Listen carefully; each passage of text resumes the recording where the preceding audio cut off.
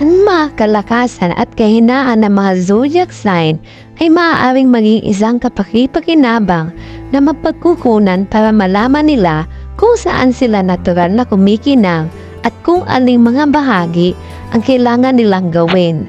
Pagkatapos ng lahat, ang iyong mga katangian ng zodiac ay maaari ng isang salamin sa iyong karakter na nag-aalok ng isang tour ng impormasyon sa kung paano nakawire ang iyong responsibilidad, kung ano ang napapatik sa iyo at kung ano ang nagpapasaya sa iyo. Ang isang maliit na pagmumuni-muni sa sarili ay hindi kailanman nasaktan ng sinuman. Kaya narito ang isa, mas malapit na pagtingin sa mga kalakasan at kahinaan ng mga zodiac sign na tinutukoy ng astrolohiya. Aries, competitive pero insecure. Walang makakamit ang isang Aries kapag naisipan nila ito. Walang bundok na masyadong mataas, gayunpaman, makikita mo rin silang mag-aalaga ng isang nakatagong imposter syndrome na maaari mawala sa kanilang kumpiyansa kung pinahintulutan silang malaya. Taurus, loyal pero matigas ang ulo. Loyal sa isang mali or fault. Ang isang Taurian ay ang pinakamaasahang tao na maaari mong makuha sa iyong sulok kapag ang mga chips ay down. Gayunpaman, mayroon silang isang matigas na guhit na isang milya ang lapad at maaaring magkaroon ng sama ng loob na wala ng iba, kaya sigurado hindi mo sila itatawid. Gemini, maraming nalalaman ngunit naiinip. Ihagis ang isang Gemini sa mga lobo at babalik sila na nangunguna sa grupo.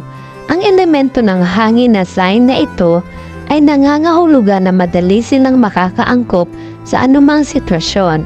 Ngunit ang kanilang fuse ay maikli at kapag naubusan sila ng pasensya sa isang tao, mulang puwang para sa pangalawang pagkakataon. Cancer, masigasig ngunit hindi nakikipag-usap. Sa likod ng nagmumuni-muni na kuta na itinayo ng isang Cancer upang protektahan ang kanilang sarili, ay may saganang reserba ng malalim. Walang kamatayang pagmamahal at katapatan. Nakakaawa ng kakaunti ang nakakaranas nito dahil hindi sila ang pinakamahusay sa pakikipag-usap kung ano ang nasa kanilang mga puso. Leo, magaling magtiwala, ngunit minsan lang nangingibabaw. Ipinanganak upang maging sa ilalim ng spotlight, walang mas natutuwa ang leon na ito kaysa sa pagiging sunusure ng lahat ng mga mata. Gayunpaman, ang likas na paniniwalang ito na sila ay palagi nasa tama ay nangangahulugan na madalas silang nakakasagabal sa damdamin at damdamin ng iba. Virgo, perfectionist ngunit mapanuri sa sarili. Metikuloso, organisado at masipag. Kung magwawakas ang mundo bukas, gugustuhin mong isang Virgo ang manguna sa marsya tungo sa bagong bukang liwayway. Diyan pa man, ang nakakatakot na pagdududa sa sarili sa kanilang ulo ay nangangahulugan na sila ay madalas na mas malupit sa kanilang sarili kaysa sa sino mang iba pa. Libra, empathetic ngunit hindi mapag-aalinlanganan.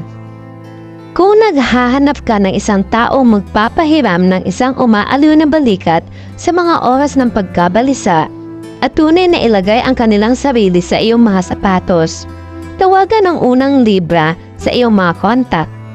Ang kanilang empathetic side na ito ay minsan ay maaaring madiskaril dahil sa kanilang kawalan ng kakayahan na magdesisyon, na pinagsasama-sama ng isang takot sa mga konfrontasyon na nangangahulugan na hindi mo talaga alam kung alin panig sila ay naninindigan. Scorpio, matindi pero malihim.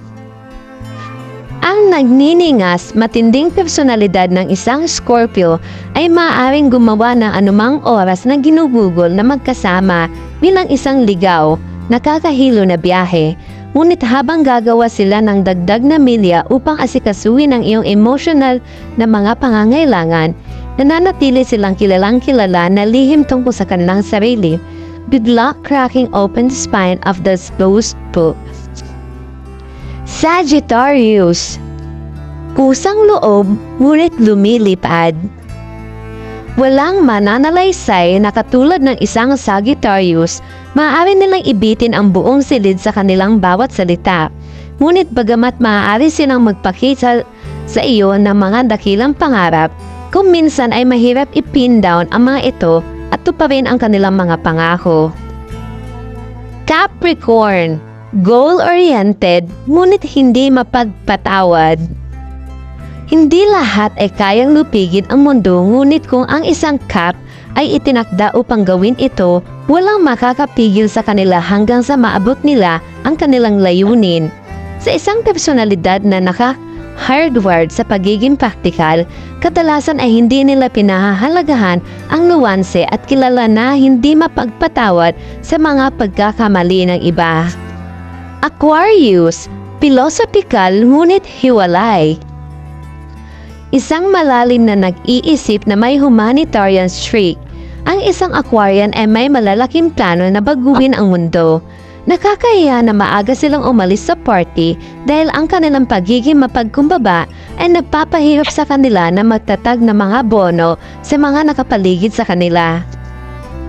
Pisces, kakatuwa pero sobrang sensitive. Kung naghahanap ka upang makatakas sa pang-araw-araw na paggiling, ang mapanlikhang isip ng Pisces ay maaaring itaboy ka sa isang larangan ng pantasya. Ang kanilang mabait at mapag-aruga na personalidad ay maaaring patunayan na isang tabak na may dalawang talim dahil ang kanilang sobrang sensitibong puso ay madaling masugatan na higit pang pinalala ng isang ugali na maging biktima.